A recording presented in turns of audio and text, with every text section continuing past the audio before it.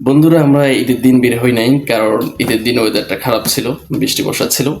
আজ ঈদের পরের দিন বের হচ্ছি, কারণ আজকের ওয়েদারটা ভালো। আর ঈদের দিন বৃষ্টি বর্ষার দিন কেন বের হয় নাই, কারণ হচ্ছে আমিরা মামাকে নিয়ে ঈদের দিন তো বের হওয়া যেত না। এই বৃষ্টি বর্ষার মধ্যে দিয়ে হয়তো দেখা গেছে মাথায় পানি টানি পড়লে ঠান্ডা লেগে যেত বা অসুস্থ হয়ে পড়তো, যার কারণে আমরা ঈদের দিন না বের হয়ে আজকে বের হচ্ছি। আজকের ওয়েদারটা বেশ চমৎকার একটা ওয়েদার।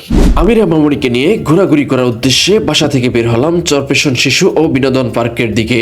এই দিক দিয়ে আমিরার আম্মু বাসা থেকে একটু লেট হয়ে বের হওয়ার কারণে আমিরা এখানে দাঁড়িয়ে অপেক্ষা করতেছিলেন আমিরার আম্মুর জন্য, কিন্তু অপেক্ষা করতেই চলে আসলেন আমিরার আম্মু। তবে বাসা থেকে বের হয়ে বেশ কিছু সময় হেঁটে চলে আসলাম মেইন রাস্তার পাশে, আর মেইন রাস্তার পাশে এসে অপেক্ষা করলাম রিক্সার, আর রিক্সার অপেক্ষা করতেই চলে আসলো রিক্সা। তারপর আমরা উঠে পড়লাম রিক্সায়, চলতে শুরু করলাম চরপেশন শিশু ও বিনোদন পার্কের দিকে।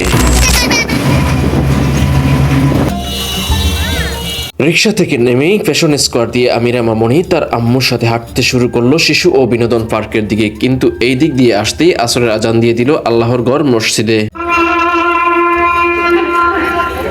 আজান শেষে আমরা চলে আসলাম শিশু ও বিনোদন পার্কের মধ্যে, কিন্তু পার্কের মধ্যে এসে দেখতে পেলাম বেশ অনেক মানুষই ঘুরতে এসেছেন পার্কটিতে। আর তাছাড়া ঈদ মৌসুম বলে কথা, তাই ছোট বড় সবাই আনন্দ উপভোগ ও বিনোদন নিতে চলে এসেছেন চরপেশনের এই শিশু ও বিনোদন পার্কটিতে।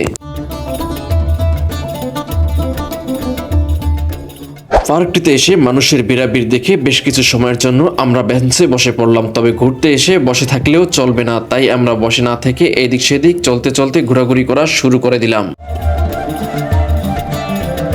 আমিরা মামুনি ঘোরাঘুরি করে বেশ অনেক খুশি। তবে এবার আমিরা মামুনির মনটা আরো হাস্য উজ্জ্বল রাখতে আমিরা মামুনি আর আমিরা মামুনির আম্মুকে ট্রেনের রাইড টিকিট কিনে দিলাম, কিন্তু ট্রেনের রাইড টিকিট কিনে দেওয়ার পর বেশ কিছু সময় অপেক্ষা করতে হচ্ছে আরো কিছু ট্রেনের রাইড যাত্রীদের জন্য। তবে বেশ কিছু সময় অপেক্ষার অবসান ঘটিয়ে ট্রেনটি তার রাইড যাত্রীদের নিয়ে যাত্রা শুরু করলেন বিনোদনের উদ্দেশ্যে।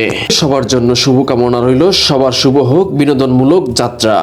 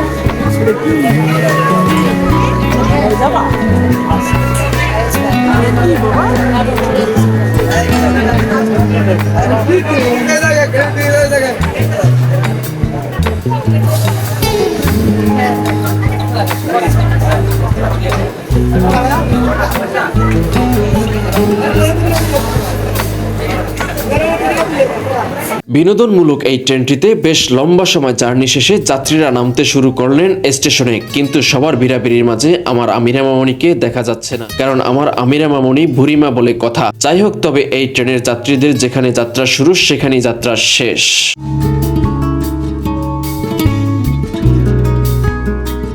আমিরা মামুনি পার্কটির ভিতরে থাকা ছাউনিতে ওঠার জন্য তাকিয়েছিলেন ছাউনিটির দিকে, কিন্তু বেশ কিছু সময় অপেক্ষা করতে হবে ছাউনিটিতে ওঠার জন্য। তবে বেশ অল্প সময় অপেক্ষা করার পরে আমরা ছাউনিতে উঠে পড়লাম।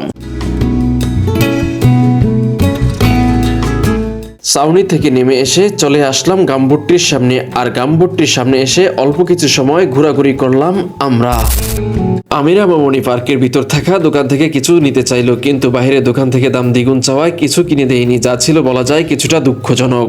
যাই হোক, আমিরা মামনি আর আমিরা মামনির আম্মুকে চেয়েছিলাম এই রাইডটিতে উঠাবো, কিন্তু এসে দেখলাম বেশ বড় সিরিয়াল, তাই আর এই রাইডটিতে উঠানো হলো না। তারপর এই পাশে এসে দেখলাম মিনি লেকের ভিতর স্কেটিং রয়েছে, চেয়েছিলাম এই স্কেটিং এ আমিরা মামনিকে নিয়ে উঠবো, কিন্তু তাও বেশ ভালোই সিরিয়াল, তাই স্কেটিং এও উঠা হলো না। যাই হোক, কিছু করার নেই, তবে দোলনার কাছে এসে অন্য বাচ্চাদের সাথে দোলনায় চড়িয়ে দিলাম, যদিও আমিরা মামনি দোলনায় চড়তে পছন্দ করেন, তাই দোলনায় এসে বেশ অনেক সময় বসেছিলেন। বেলা গুনিয়ে সন্ধ্যা হওয়ার পর পার্কের ভিতরে সব লাইটগুলো জ্বালিয়ে দেওয়া হয়েছে, আর লাইটগুলো জ্বালানোর পর পুরো পার্কটির ভিউ দেখতে বেশ অসাধারণ লাগছে। তো যাই হোক বন্ধুরা, আজকের মতো বিদায়, সবাই ভালো থাকবেন, আল্লাহ হাফেজ।